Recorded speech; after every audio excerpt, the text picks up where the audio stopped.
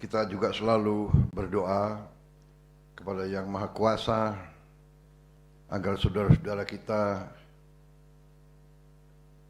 yang telah mengalami suatu musibah bencana di berbagai tempat wilayah tanah air kita selalu diberi kekuatan, ketegaran, dan kondisinya segera dapat dipulihkan. Pada kesempatan ini saya menyampaikan terima kasih atas kehormatan yang besar diberikan kepada saya untuk bisa hadir dalam acara yang istimewa ini.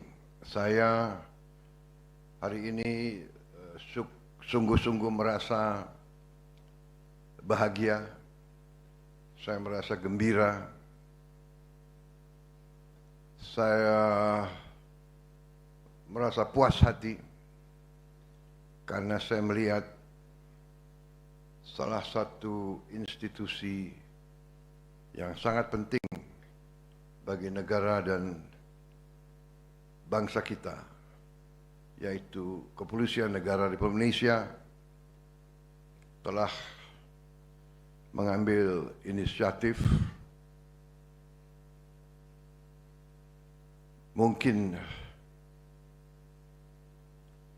di suatu bidang yang seolah-olah tidak merupakan tugas pokoknya, tetapi pimpinan Kepolisian Negara telah menangkap masalah yang krusial bagi keselamatan suatu bangsa. Sebagai pemimpin, saya sangat menghargai tadi inisiatif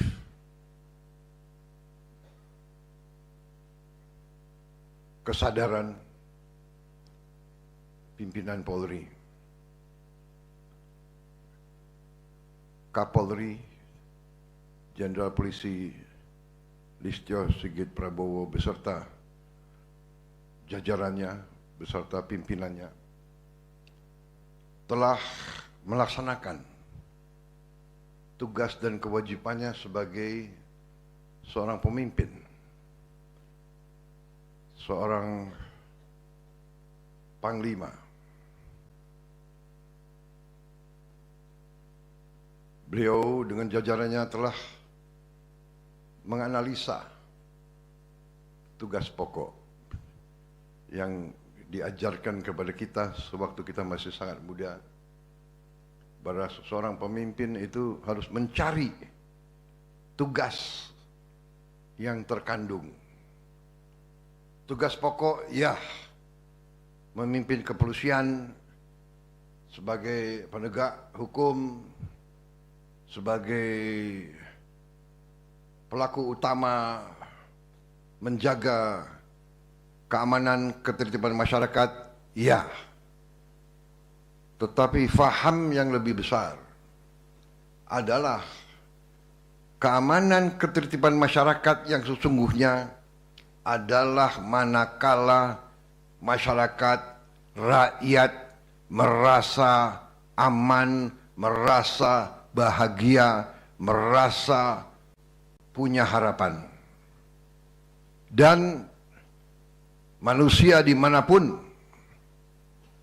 apapun agamanya, apapun rasnya, apapun kelompok etnisnya, manusia manapun, seorang bapak dan seorang ibu, yang utama pemikirannya, yang utama perhatiannya adalah keamanan dan kesejahteraan keluarganya, anak-anaknya.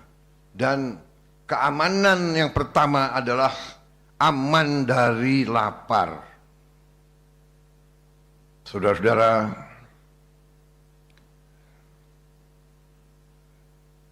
program semacam ini sesungguhnya bukan pertama kali dilaksanakan di Indonesia. Sudah puluhan negara lain melaksanakan. Puluhan negara lain. Dan negara-negara yang maju, negara-negara yang demokratis,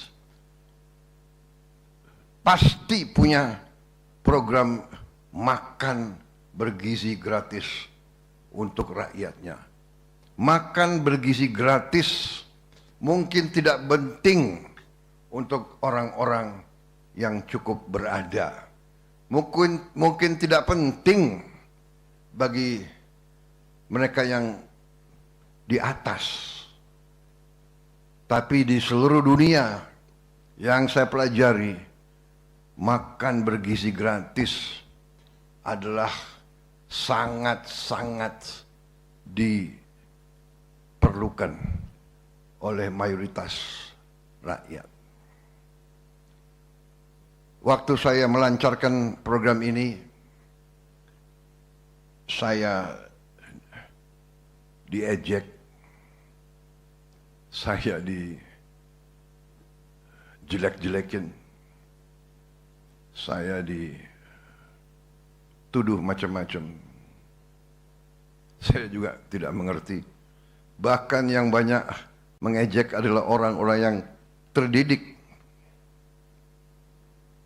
Profesor-profesor terkenal mengejek dan menghina saya.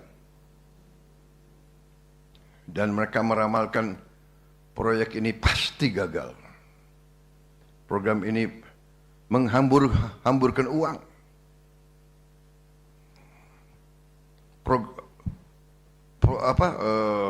Operasi ini, kampanye ini menjelek-jelekan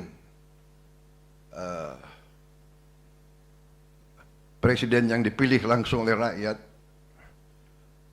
mungkin sebagai ungkapan